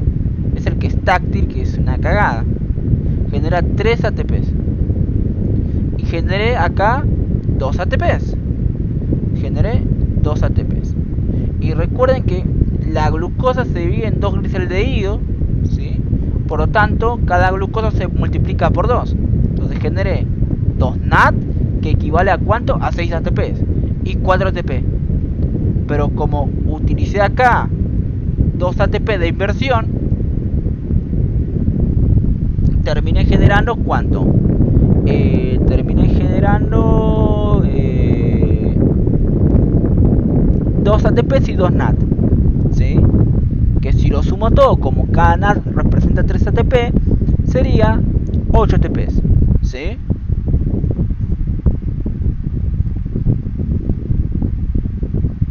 Y acá era lo que yo les decía. Ustedes, para mantener la glucólisis activa, necesitan este NAT oxidado, ¿sí? Entonces, si ustedes están en ausencia de oxígeno, el NAT oxidado está en muy baja concentración. Entonces, para mantener la glucólisis activa, ustedes van a sacrificar un NAT que gasta 3 ATPs, que equivale a 3 ATPs, para formarlo en lactato, ¿sí? O sea, ustedes utilizan el piruvato, lo van a transformar a lactato, gastando en esta acción un NADH, que equivale a 3 ATPs. Entonces, de esa manera obtienen el NAT oxidado, y esto les permite mantener activa lo que es la glucólisis. Importante esto. Todo esto de la glucólisis y de la fermentación homoláctica va a ocurrir en el citoplasma, ¿sí? Ahora, en presencia de oxígeno, ustedes primero tienen que meter la glucosa adentro de la mitocondria, y van a utilizar una lanzadera, que la lanzadera puede ser una lanzadera de la cartinina, que ahí por cada piruvato que mete me gasta un ATP, o no utilizo ninguna lanzadera. O sea, utilizo una lanzadera que no gasta ATP, ¿se entiende? Entonces, la idea es que meto el piruvato dentro de la mitocondria, y cuando lo meto dentro de la mitocondria, ahí voy a utilizar la descarboxilación oxidativa del piruvato por el complejo piruvato deshidrogenasa, donde lo transforma ¿qué? Acetil-CoA. Y ahí me meto el ciclo de Krebs. ¿Van entendiendo o se quedaron más o menos? Entonces, en la glucólisis hago la primera reacción de la glucólisis con la hexoquinasa o glucoquinasa, y lo transforma a glucosa 6-fosfato. De esa manera hago que la glucosa quede atrapada en la célula. Y el único que puede hacer la reacción reversa de esto es el hígado, ¿sí? Por lo tanto, el hígado es la única célula que puede compartir glucosa al resto de los tejidos. Y después tengo lo que es esto de... Entonces, con la glucólisis voy a obtener el piruvato. Ahora, si yo tengo oxígeno, el piruvato se va a ¿dónde? ¿Al interior de qué? ¿Adentro de dónde? ¿De la mito? Hola, chicos. ¿Están ahí? De la mitocondria, sí. Se mete dentro de la mitocondria y va a utilizar un transportador llamado ¿qué? Lanzadera, ¿se entiende? Que puede ser la lanzadera de la cartinina, que ahí consume ATP, o una lanzadera que no consume ATP, ¿se entiende? ¿Van entendiendo hasta ahí o no entienden? Sí, se entiende. Ok. Y bueno, ahora tengo que transformar el piruvato en ¿qué? En acetil-CoA, ¿sí? Entonces, cuando transforme el piruvato en acetil-CoA, ahí voy a poder meterme al ciclo de Krebs. Y toda esta transformación del piruvato a acetil-CoA ocurre en el interior de la mitocondria. Y eso es por la piruvato deshidrogenasa, ¿se entiende? Y bueno, y acá tengo la reacción del ciclo de Krebs, que este va a ser el catabólico, que van a ser alrededor de 8 reacciones. metabólicas, donde en estas 8 reacciones metabólicas produzco NAD, produzco FAT y produzco ATP. Entonces por cada ciclo genero 3 NAD, un FAT y un ATP, ¿sí? Y como tenía 2 moléculas de piruvato que después se transformaron a 2 moléculas de acetil-CoA, obtuve 6 NAD, 2 FAT y 2 ATPs. Ahora estos NAD y FAT van a lo que es la membrana mitocondrial interna, ¿sí? O sea, van acá. Van acá, a lo que es la membrana mitocondrial externa y la membrana mitocondrial interna. Ahí van, ¿sí?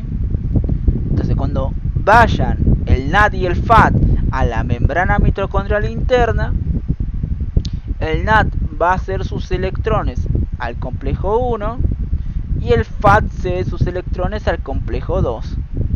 Entonces estos van a ceder los protones al espacio intermembranoso, porque está entre la membrana mitocondrial externa e interna, y todos estos protones o hidrógenos que están acá, ¿sí? Que están acá en este espacio intermitocondrial, se van a meter por un canal llamado ATP sintasa, y acá generan la fuerza potromotriz y mediante la enzima ATP sintasa se genera ATP, y eso se conoce como fosforilación oxidativa. ¿Se entiende? Ahora yo tengo la glucogenogénesis, que es cuando yo tengo un exceso de glucosa, lo voy a transformar en glucógeno. Eso sería la glucogenogénesis, ¿sí? Tengo la glucogenogénesis. Y después por otro lado, si yo tengo poca glucosa, voy a hacer la glucogenólisis, ¿sí? Voy a degradar el glucógeno para obtener glucosa 6-fosfato. Y el hígado es el único que puede transformar al glucógeno, a la glucosa 6-fosfato en glucosa normal, para compartir al resto de los tejidos.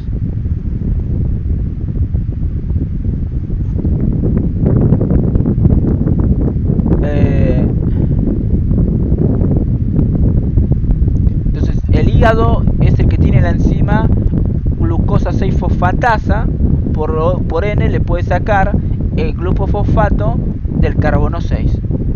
Y al tener la glucosa 6-fosfatasa puede compartir glucosa con el resto del organismo.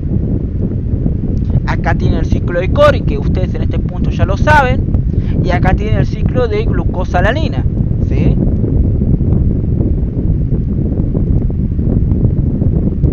Y acá tiene la lipólisis, que hay que ver lipólisis porque es importante, porque si ustedes saben lipólisis van a entender por qué se producen los cuerpos cetónicos, ¿sí?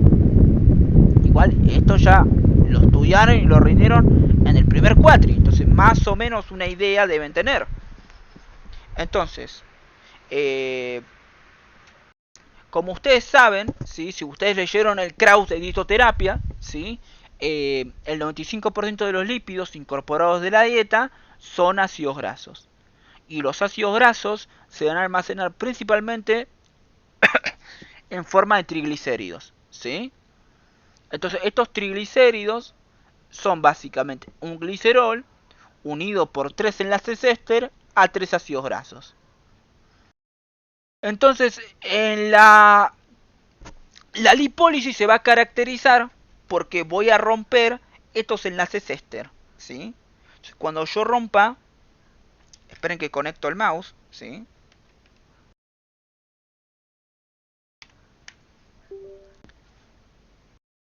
Entonces cuando yo rompa estos enlaces éster, obtengo 3 ácidos grasos y el glicerol. El glicerol se toma el palo, se dirige al hígado y va a hacer gluconeogénesis. Voy a generar a partir del glicerol glucosa, ¿sí?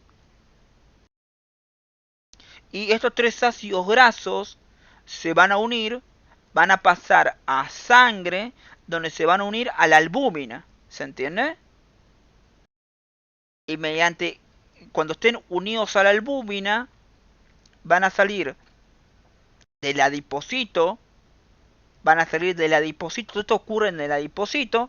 Salen del adipocito y se dirigen a la sangre.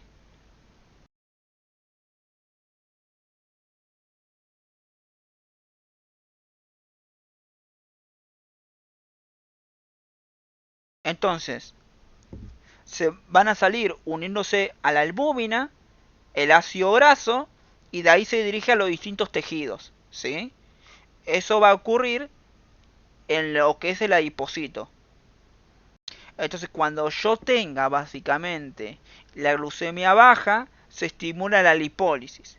Entonces, yo con la lipólisis voy a llevar ácidos grasos mediante la albúmina en la sangre hacia los tejidos, ¿sí? Así es como le voy a llevar ácidos grasos al músculo también, ¿sí? Bueno, entonces el ácido graso llega al interior, ¿sí? De lo que es la célula, y de ahí se tiene que meter al interior de la mitocondria. Entonces se va a mantener mediante un transportador llamado CAT, ¿sí? Y ahí se mete al interior de la mitocondria.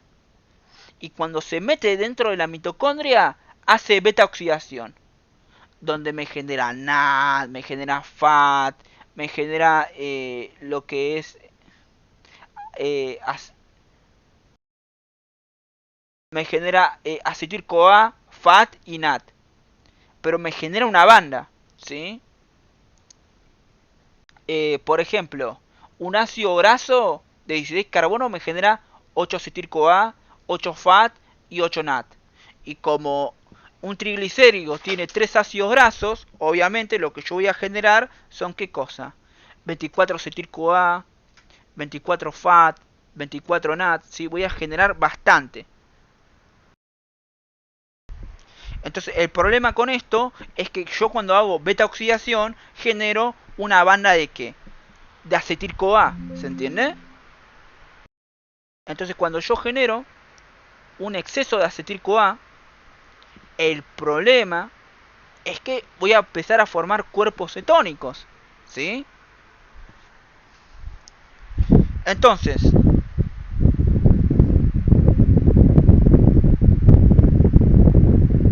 ¿van a entender un poco hasta el momento de cómo van las cosas o estoy acelerando mucho las cosas? Creo que no están entendiendo nada.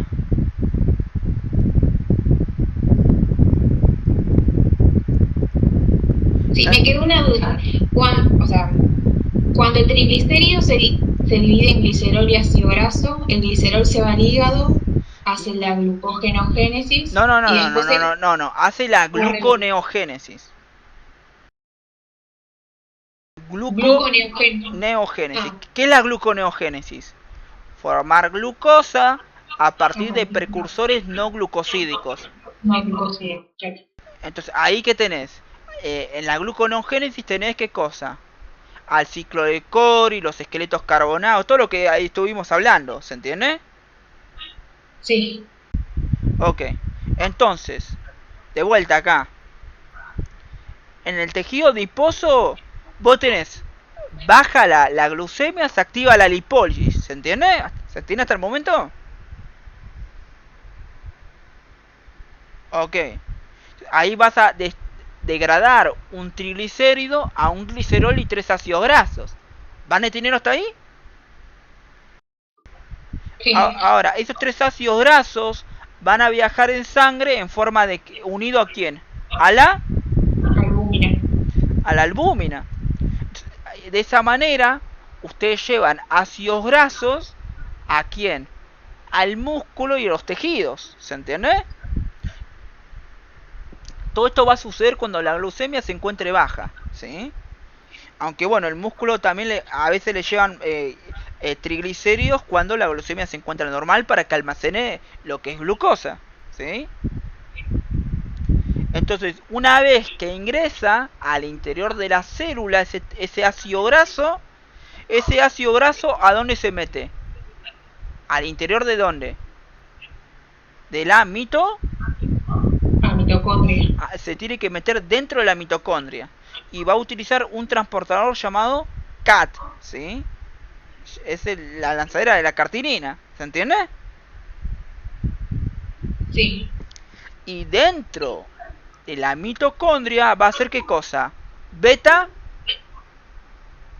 A la beta oxidación. La beta oxidación. ¿Y qué me genera la beta oxidación? Me genera 3 cosas. ¿Cuáles son? Acá lo dice. Acetil CoA. Acetil CoA. FAT y Reducido. NAT. Exacto, reducido. ¿Se entiende? Sí. Ahora, el problema de esto es que me generó mucho acetil CoA. ¿Se entiende? Entonces yo te pregunto acá. La lipólisis y la beta oxidación sucedía cuando mi glucemia estaba ¿qué cosa? Baja, ¿sí? ¿Y cuáles son las 2 cosas que necesito para iniciar una vuelta en el ciclo de Krebs? ¿Se acuerdan o no se acuerdan? Acá lo dice. No, necesitas un acetil CoA y ¿qué cosa? Un oxalacetato, ¿se entiende? Entonces con cada acetil CoA que generaste de la beta oxidación, vos podés dar una vuelta por el ciclo de Krebs, ¿se entiende? ¿Van entendiendo hasta ahí? Sí. El problema que este oxalacetato, si usted tiene la glucemia baja, se activó ¿qué cosa? La gluconeogénesis. La gluconeogénesis. Entonces ese oxalacetato se va a tomar el palo hasta el hígado. Y en el hígado se va a transformar en la gluconeogénesis ¿en qué? En glucosa. Claro. Entonces, acá, a nivel de la mitocondria, porque también está activada la beta oxidación con la lipólisis, vos vas a tener una banda de acetil CoA y nada de oxalacetato. ¿Se entiende? Sí. Entonces, frente a este quilombo que pasa, ¿sí? Como ustedes no tienen oxalacetato, porque el oxalacetato ¿dónde se fue, chicos? Al hígado riñón a hacer gluconeo. Exacto, al hígado riñón a hacer gluconeogénesis. Pero se empezó a acumular una banda de ¿qué?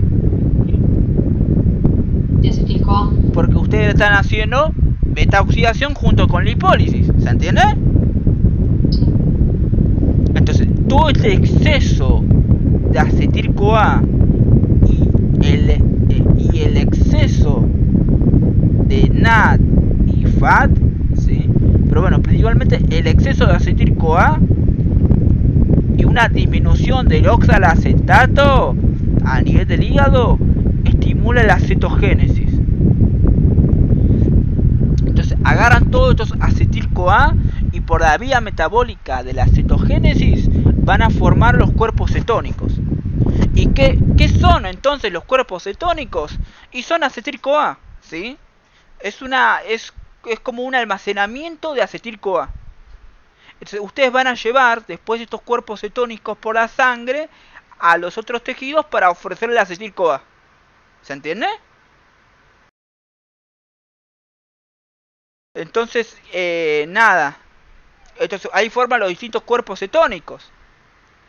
Forman el cuerpo cetónico del acetato, la acetona, la D-beta hidroxibutirato, ¿no? Entonces, esto es exportado al músculo cardíaco, el músculo esquelético, al sistema nervioso central, a la corteza suprarrenal, entre otros tejidos. Entonces, si ustedes tienen un exceso de acetil CoA y tienen un déficit de oxalacetato porque está activa la gluconeogénesis, ¿Qué es lo que pasa a nivel del hígado? Se estimula qué vía. La ceto. ¿Aló? La cetogénesis, chicos. ¿Se entiende? Ahí forman los cuerpos cetónicos. Y los cuerpos cetónicos se van a caracterizar, ¿sí? Porque son una acumulación de acetil-CoA. Y este acetil-CoA va a ser enviado ¿dónde? Este acetil-CoA va a ser enviado al resto de los tejidos, músculo cardíaco, esquelético, cerebro, ¿se entiende? Y van a degradar estos cuerpos cetónicos con una vía metabólica llamada cetólisis. Y ahí obtienen los cuerpos cetónicos más un NAT reducido, ¿se entiende? Entonces es por eso que Juan Bordizo dice que la cetólisis no es una vía que genera ATP, porque está formado de ¿qué? De acetil-CoA, ¿se entiende? Ok. Entonces, ¿se entendió lo que es la cetogénesis y la cetólisis? ¿Lo quieren repasar? Porque eso sería todo de metabolismo.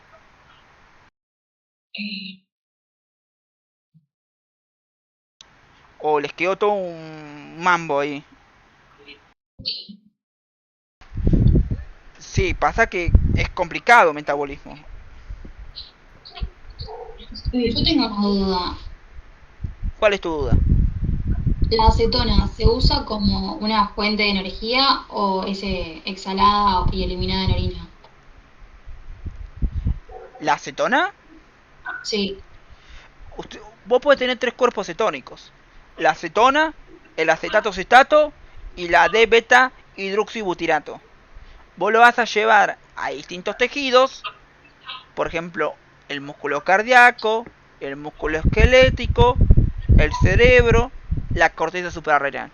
Vos lo vas a llevar a esos tejidos para que hagan cetólisis, lo degraden y de esa manera obtienen lo que es acetil-CoA más un NAT. Entonces ahí, esos tejidos, como le estás dando acetil-CoA, van a poder hacer ¿qué cosa? Una vuelta en el ciclo de Krebs, o más vueltas, ¿se entiende? Sí. Pero bueno, parte de las cetonas, ¿sí? También se van a eliminar por lo que es la vía aérea, ¿sí? Pero bueno, eso es lo que yo quiero que les quede, ¿sí? Si les preguntan por qué se genera el cuerpo, por qué se genera la cetogénesis, chicos. Porque está activa ¿quién? La gluconeogénesis que me gastó todo el ¿qué? El oxal. El oxalacetato. Y por otro lado tengo la beta oxidación que me generó una banda de ¿qué? De acetil-CoA. De acetil-CoA. Y es por eso que yo hago cetogénesis, ¿sí? Porque tengo poco oxalacetato y una banda de acetil-CoA en el hígado, ¿se entiende? ¿Entienden eso? Sí. Entonces ahí formo la cetogénesis, formo los cuerpos cetónicos y mando los cuerpos cetónicos a la sangre. Y ahora los cuerpos cetónicos van a ir a distintos tejidos donde después ahí hacen cetólisis y obtienen acetil-CoA más un NAT. ¿Se entiende? Sí. ¿Estos cuerpos cetónicos hacia dónde se dirigían? ¿Hacia qué ahí lo tenés tejido? escrito. Músculo cardíaco, músculo esquelético, sistema nervioso central, glándula suprarrenal. Son los principales tejidos que reciben los cuerpos cetónicos. Ahora, el tema es que el problema es que 2 de estos cuerpos cetónicos son ácidos, ¿sí? Van a generar lo que son acidosis metabólica, ¿se entiende? Van a liberar protones al medio que me bajan el pH, ¿sí? Entonces nada, con esto ya saben que es cetogénesis y cetólisis. Explicado un poco por arriba, porque esto se tendría que ver con más detalles, pero bueno, ustedes rinden mañana, ¿sí? No, yo por lo menos, no sé, lo que intenté acá es que si les preguntan por qué se hace la cetogénesis, ustedes digan, bueno, es porque vos tenés la gluconeogénesis activada Eso bajó el oxalacetato y como vos tenés la beta oxidación activada, eso incrementó los niveles de acetil-CoA y es por eso que haces cetogénesis. ¿Se entiende? Sí. Bueno, ¿alguna duda del tema?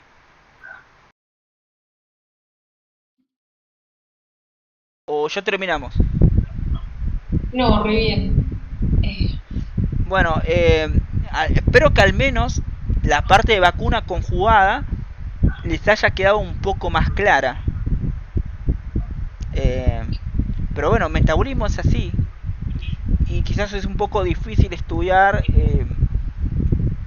cuando rinde mañana, ¿no?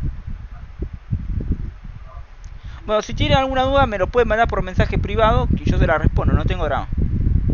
Así que sería todo por hoy. ¿Sí? Bueno, muchísimas gracias, Enrique.